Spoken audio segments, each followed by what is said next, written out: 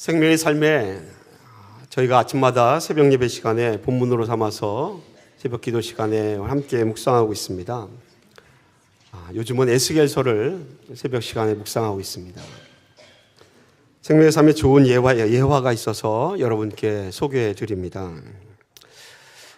지금 돌아가셨지만 고 이어령 교수님이 병상에서 쓴 메모들을 모아서 출간한 마지막 책에 있습니다. 그 책의 제목이 눈물 한 방울이라는 책입니다. 이게 어떻게 글을 쓰려고 하는 것이 아니라 병상에서 투병하시면서 했던 생각들, 메모들을 모아놓은 책입니다.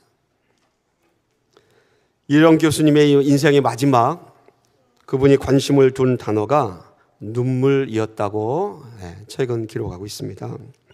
그래서 눈물에 대해서 이 연로하신 교수님이 남기신 말이 이렇습니다. 인류는 이미 피의 논리와 땀의 논리를 가지고는 생존할 수 없는 시대를 맞이했다. 나와 남을 위해 흘리는 눈물이 지상에서 가장 아름답고 힘 있는 것이라는 사실을 우리는 모두 알고 있다.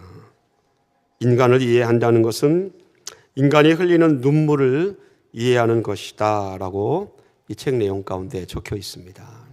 다시 말하면 눈물이 모든 문제를 해결할 수 있다는 것입니다.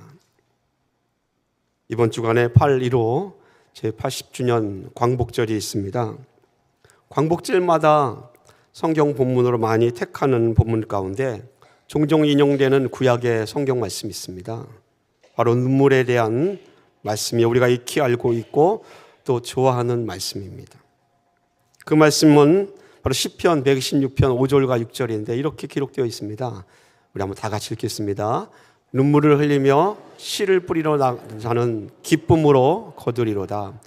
울며 씨를 뿌리러 나가는 자는 반드시 기쁨으로 그 곡식단을 가지고 돌아오리로다. 아멘. 여러분 이 말씀을 가만히 보십시오. 그저 열심히 노력해서 살면 열매를 거둔다는 뜻입니까?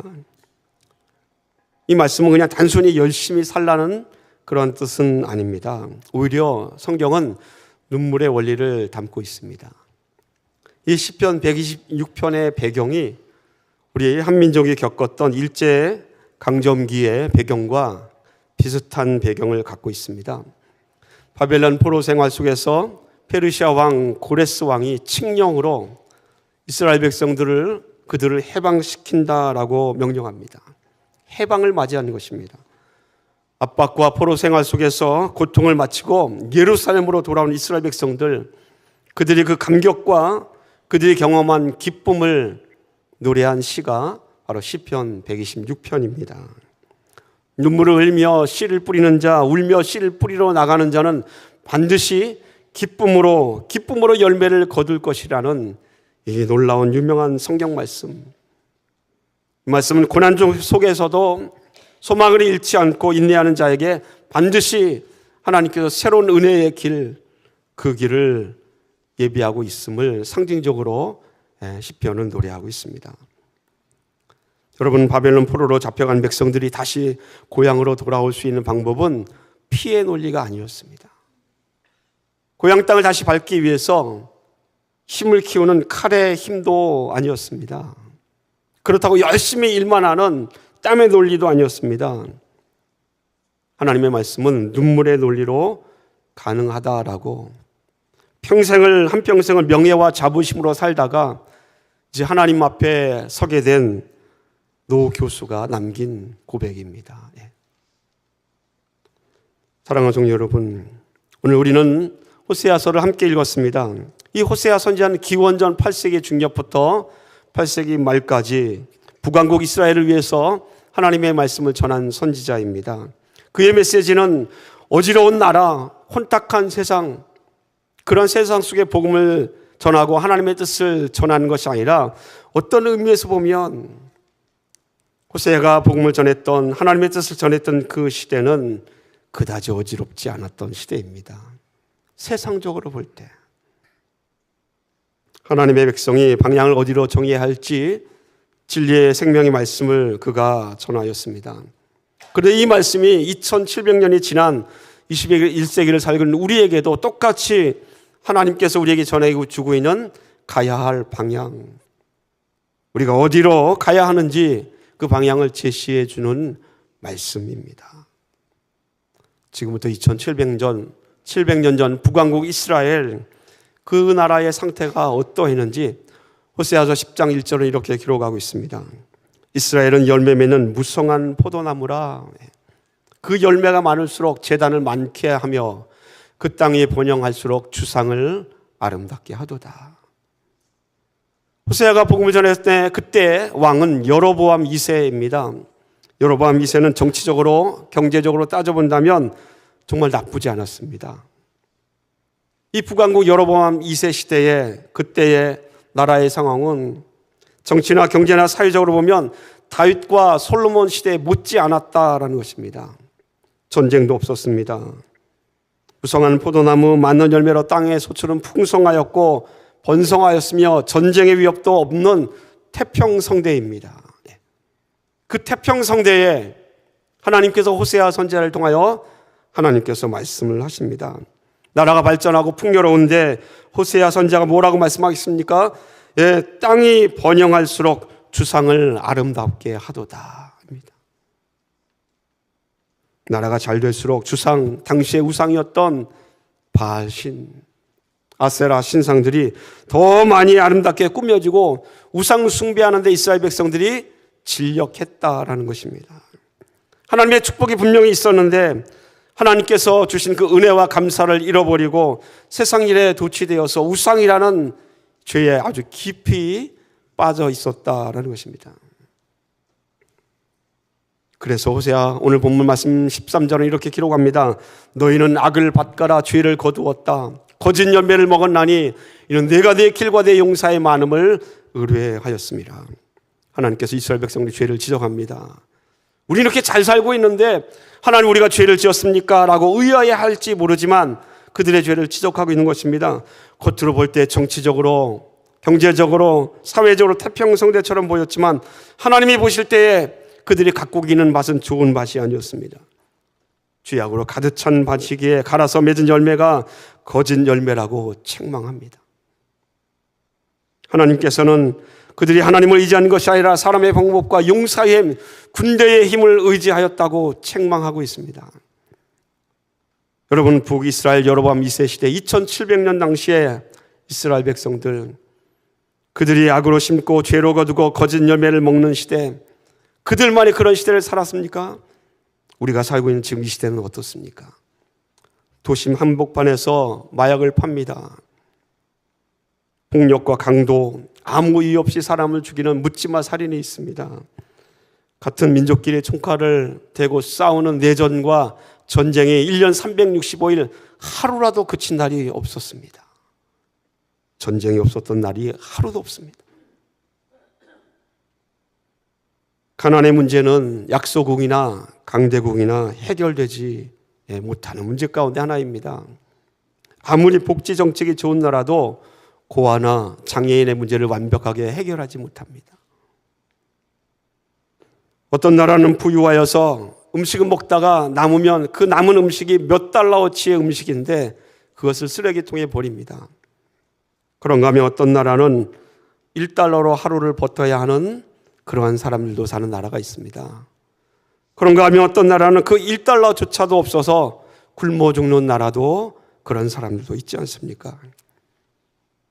그런 시대를 우리가 지금 살고 있습니다. 그러므로 우리는 하나님 앞에 솔직하게 나와 회개하고 고백해야 합니다. 호세아 선지자가 말씀하고 있는 것처럼 주여 우리도 악으로 심고 죄를 거두고 거짓 열매를 맺었습니다. 그 고백이 우리 안에서 눈물과 함께 나와야 한다는 것입니다. 선지자 호세아는 이런 시대를 2700년 전에도 사람들에게 말하였고 21세기를 살고 있는 우리에게도 똑같은 하나님의 말씀이 우리에게 여러분에게 들려주고 있음을 여러분 기억하십시오. 어떻게 해야 합니까? 우리가 방향을 어디로 향해서 가야 하는지 오늘 본문 12절 말씀을 이렇게 기록하고 있습니다. 우리 한번 다 같이 읽겠습니다. 너희가 자기를 위하여 공의를 심고 인애를 거두라. 너희 묵은 땅을 기경하라. 지금이 곧 여호와를 찾을 때니 마침내 여호와께서 오사 공의를 빛처럼 너희에게 내리시리라. 아멘. 농부가 씨를 뿌리기 전에 반드시 밭을 갈아엎어야 합니다. 이 본문에 기록된 기경하라라는 히브리 말은 땅을 갈아엎고 가시덤불을 제거한다라는 의미를 담고 있습니다. 딱딱하게 굳은 땅이라면 아무리 좋은 씨앗을 심어도 자라날 수 없지 않습니까? 그래서 호세아 선지자는 딱딱하고 굳은 그 묵은 땅을 갈아엎고 가시덤불을 제거하라 말씀합니다. 그리고 오랫동안 방치고 죄로 굳어진 우리의 마음을 갈아엎으라고 말하고 있습니다. 어떻게 하는 것이 우리의 마음을, 이 묵은 땅을 갈아엎는 방법입니까? 오늘 12절 말씀이 이렇게 기록하고 있습니다. 지금이 곧 여호와를 찾을 때니. 지금이 바로 여호와를 찾을 때라는 것입니다. 그 말은 무엇입니까? 여호와를 지금 찾으라는 것입니다. 여호와께로 돌아오라. 그때가 바로 지금이라라고 선포하고 있습니다. 갈아엎은 땅은 씨를 뿌리면 열매를 맺을 준비가 된 부드러운 땅이 됩니다. 하나님이 아무리 비를 내려주고 아무리 은혜를 주셔도 받을 자의 마음이 묵은 땅이 되어 있으면 하나님이 주신 그 은혜의 단비를 그 땅이 품을 수가 없습니다. 단단해지고 굳어진 묵은 땅은 비를 다 흘려보냅니다. 그러므로 우리의 마음의 땅을 갈아엎어서 은혜의 비를 품어야 합니다. 땅을 기경하여 갈아엎은 땅, 거기에 하나님의 은혜가 내립니다. 하나님의 은혜는 땅을 갈아엎고 준비된 자에게 하나님의 임함을 여러분 기억하십시오. 묵은 땅을 갈아엎어서 기경하여 은혜의 열매를 맺을 수 있는 저와 여러분 모두가 되길 예수님의 이름으로 간절히 축원을 드립니다. 이번 주에 1945년 8월 15일을 기념하는 제 80주년 광복절이 있습니다. 이 광복이라는 말이 빛광자에 회복할 복자입니다. 되찾을 복자입니다. 다시 말하면 빛을 되찾다라는 뜻입니다. 일본으로부터 빼앗긴 국권을 되찾은 독립한 날입니다. 그런 정치적 독립뿐만이 아니라 우리 민족이 잃어버렸던 민족의 자주성과 또 자긍심을 되찾은 날이 광복의 날입니다. 그러므로 광복절은 단순히 해방의 날이 아닙니다. 빛을 되찾았으니 빛 가운데 살아야 하는 새 시대를 시작하는 날이 광복입니다. 그럼 곰곰이 생각해 보십시오. 어디서 많이 듣던 말 아닙니까? 광복, 빛을 되찾다. 예수님께서 너희는 세상의 빛이라 말씀하신 이 예수님의 말씀과 정말 관계가 깊은 단어가 광복이라는 말의 뜻입니다. 하지만 1945년 8월 15일 광복되었을 때에 해방되었다라는 사실만으로 나라가 바로 설 수 있는 것은 아니었습니다. 36년 일제강점기를 지내면서 이미 해방 전에 우리 민족 사회에는 사람과 사람들 사이에 분열이 넘쳐났으며 불신과 탐욕과 부패로 마음들이 아주 단단하게 굳어졌기 때문에 그렇습니다. 정치적으로, 경제적으로, 사회적 해방만이 아니라 그 마음에 굳어진 땅을 기경하여서 갈아엎지 않으면 진정한 자유, 빛을 누릴 수 없지 않겠습니까? 광복을 했으면 빛으로 살아야 했지만 그렇지 못했습니다. 새로운 가치와 질서를 심어야 했지만 그렇지 못했다는 것입니다. 잘못된 습관과 구조를 뿌리 뽑아서 그 묵은 땅을 기경하여 갈아엎어야 했지만 그렇지 못했다라는 것입니다. 여러분, 광복 후에 한반도가 얼마나 어려웠는지 혼탁했는지 그 시대를 살아온 사람이나 역사를 아는 사람은 잘 알고 있지 않습니까? 가장 큰 혼란은 주권의 공백이었습니다. 북쪽은 소련 군정이, 남쪽은 미군 군정이 차지하였습니다. 그들이 힘은 영향력을 발휘했습니다. 한쪽은 민주주의, 한쪽은 공산주의로 나뉘었습니다. 이 심각한 이데올로기의 대립이 있었습니다. 둘째로는 경제적 혼란이었습니다. 여러분, 일본이 철수하였더니 그 공장을 운영했던 기술자들이 빠져나가니 공장이 스탑되었습니다. 실업자가 생기고 물가가 폭등하였고, 여러분, 토지개혁과 함께 사회가 참으로 어려웠습니다. 광복 전에도 어려웠지만 광복 후에도 굶어 죽는 사람들이 있었습니다. 사회적 혼란은 어떻습니까? 광복이 되었으니까 중국에서 만주에 살 사람들이 들어왔습니다. 해외에 살던 동포들이 귀국하였습니다. 북쪽에 있던 그런 사람들이 삼판선이 나뉘면서 생명을 걸고 남쪽으로 피난해 몰려들었습니다. 여기저기서 사람들이 이 나라로 들어온 것입니다. 사회적으로 안정되기 쉽지 않았습니다. 그런 와중에 한반도의 기독교는 어떠했습니까? 기독교도 다르지 않았습니다. 심사참배 문제로 교회가 분열했습니다. 38선 분단과 함께 북한 기독교, 남한 기독교 나뉘어졌습니다. 나눠진 남한 기독교 안에서 또다시 기독교 안에서 좌익과 우익이 충돌했습니다. 교회도 세상과 다를 바가 없었습니다. 사회 전반에 폭동이 있고 좌익과 우익의 충돌이 있었지만 아무리 신앙을 지켜도 저 사람이 좌익이라면 죽이기에 서슴지 않았습니다. 해방 후에 한반도는 정치적으로, 경제적으로, 사회적으로, 이데올로기적으로, 종교적으로 혼란을 거듭하지 않았습니까? 그런데 놀랍게도 그 어려운 시대에 하나님이 은혜를 주셨습니다. 해방 후 찾아온 우리 민족이 그 어려운 시대에 신비로운 하나님의 은혜가 있었다라는 것입니다. 여러분, 유리병에다가 큰 돌, 작은 돌을 넣었습니다. 그리고 거기에 모래를 붓습니다. 그 모래가 돌과 돌 사이에 들어가야 되는데 잘 들어가지 않습니다. 돌과 돌 사이가 막고 있기 때문에 틈은 많이 있는데 모래가 잘 들어가지 않습니다. 그럼 어떻게 해야 합니까? 예? 그렇죠. 예, 역시 찬양대 유리병을 흔들어야 합니다. 막 흔들면 틈이 생기면서 모래들이 돌과 돌 사이에 꽉꽉 채워지게 됩니다. 하나님의 은혜가 해방 후에 그것과 같았습니다. 교회가 또 사회가 정치적으로 경제적으로 막 혼란스럽고 좌충우돌합니다. 여기서 충돌, 저기서 충돌, 그 좌충우돌하는 사이에 하나님께서 모래를 채우듯이 이 백성에게 은혜를 주셨다라는 것입니다. 여전히 눈물이 있고 여전히 힘들고 어려운데 신기하게도 교회는 부흥했고요. 자리를 잡아가기 시작했습니다. 우리가 잘한 것이 있어서, 뛰어난 것이 있어서 그런 것이 아닙니다. 이런 상황을 여러분 뭐라 표현할 수 있단 말입니까? 그런 상황을 표현할 수 있는 그 가운데 자리를 정착하고 하나님이 주신 은혜를 경험하는 것, 우리가 표현할 수 있는 말은 하나님의 은혜였다라는 말 외에는 달리 표현할 단어가 생각나지 않습니다.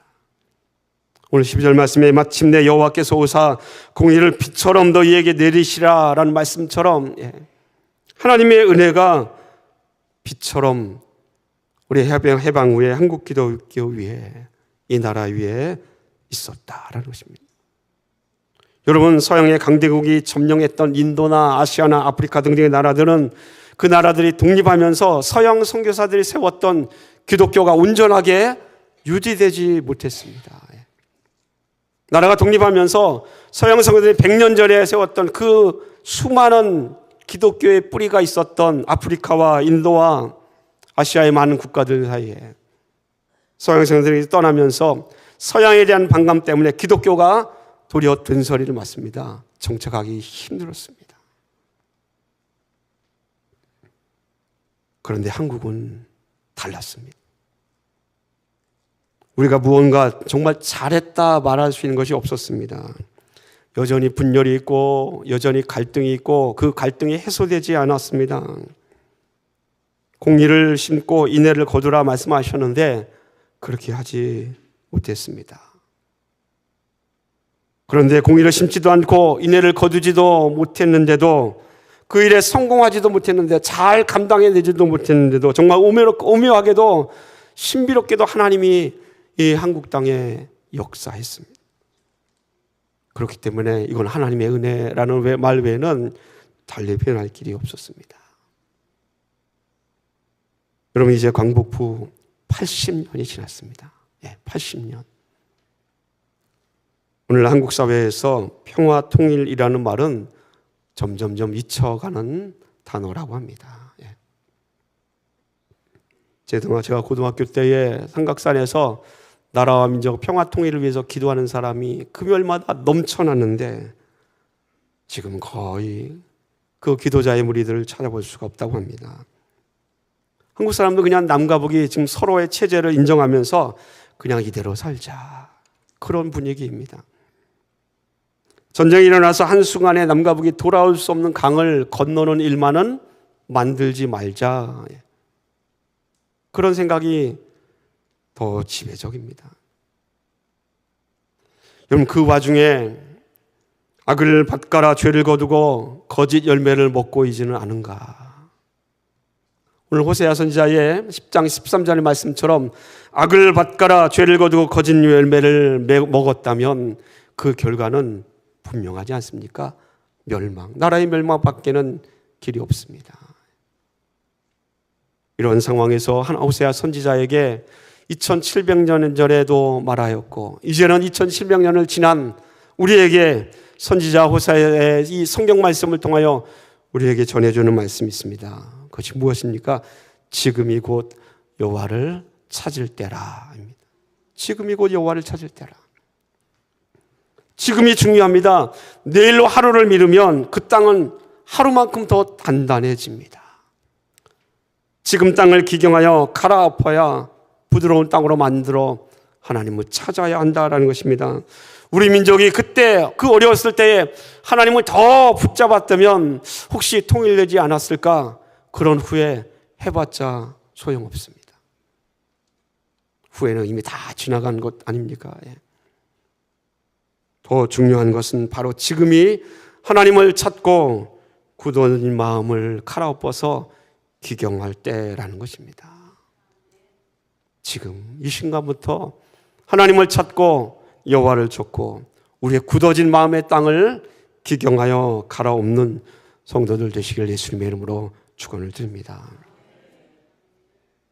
2차 세계대전 끝난 것과 함께 우리나라도 독립하였고 수많은 나라들이 독립을 맞이합니다. 그런데 그 독립과 함께 분단이 된 나라도 있습니다. 우리나라, 남한과 북한으로. 그런데 또 다른 나라가 있지 않습니까? 1945년 전쟁이 끝난 것과 함께 독일이 동독과 서독으로 똑같이 우리나라처럼 분단되었습니다. 그로부터 45년이 지난 1990년 10월 3일은 동독과 서독이 서로 통일한 45년 만에 통일한 날이 1990년 10월 3일입니다. 동독의 라이프치 교회와 니콜라이 교회와 서독 기독교인들이 독일 통일 과정에서 아주 중요한 역할을 했습니다. 작년 이맘때에도 여러분과 똑같은 말씀을 여러분께 전한 적이 있습니다. 동독의 특별히 라이프치의 니콜라이 교회는 평화혁명의 상징적인 장소가 되었고요. 평화의 불씨를 살리는 교회가 되었습니다. 그때 당시의 교회를 보여드립니다. 이 교회입니다. 동독의 라이프치에는 니콜라이 교회이고요. 1982년부터 매주 월요일 날 나라를 위해서 기도하자. 월요 기도 모임이 시작됐습니다. 오른쪽에 흑백 사진은 교회 내부에 기도하는 내부의 사진입니다. 그로부터 7년 동안 하루도 매주 월요일만 모여서 기도했습니다. 7년이 지난 1989년 9월 월요 기도회가 끝난 후 수천 명의 사람들이 모여서 나와서 평화 시위를 하기 시작합니다. 그 시위가 1년을 계속됩니다. 사람들이 모여서 시위합니다. 우리는 하나의 민족이다라고 외치며 촛불 시위를 했습니다. 그 촛불 시위하는 장소가 서독이 아니라 동독입니다. 공산당이 지배하고 있는 그런 땅입니다. 그 시위자를 막기 위해서 군대가 출동했습니다. 그러나 시위자들에게 비폭력적인 태도와 어마어마한 규모의 차마 무력으로 진압하지를 못했습니다. 그러면서 이 시위가 동독 전역으로 퍼져나갑니다. 그로부터 1년이 지난 1990년 10월 달의 기도의 모습입니다. 동서독교회의 연대와 지원이 오랜 세월을 있었습니다. 동독교회는 공산당의 그러한 어려운 그런 박해와 어려움 속에 직면해 있지만 서독교회가 늘 지원하고 기도해 주었습니다. 교류를 끊지 않았습니다. 공산정권의 탄압 속에서도 동독교회를 잊지 않고 재정적으로 많은 관계로 지원하여서 너와 우리는 하나다, 주 안에서 하나라는 정체성을 유지하고 도왔던 것입니다. 라이프치히 니콜라이 교회와 평화기도의 이 모든 행동들이 시민들에게 용기를 준 것입니다. 이러한 기독교인들의 노력이 결국 10월 3일의 베를린 장벽의 붕괴와 평화통일의 가장 중요한 원동력이 됩니다. 오늘날 우리도 개인적으로 또 여러분 가정도 우리 교회뿐만 아니라 더 나아가서는 우리 민족도 묵은 땅을 기경하여 여호와를 찾을 수 있는 복된 은혜가 있었으면 좋겠습니다. 광복이 끝이 아니라 광복했다라는 것은 시작을 선언하는 것입니다. 해방된 백성들이 묵은 땅을 기경하여 갈아엎고 하나님의 공의를 심고 인내로 심을 때에 하나님의 은혜의 비가 내린다고 오늘 호세아서 10장 12절은 기록하고 있습니다.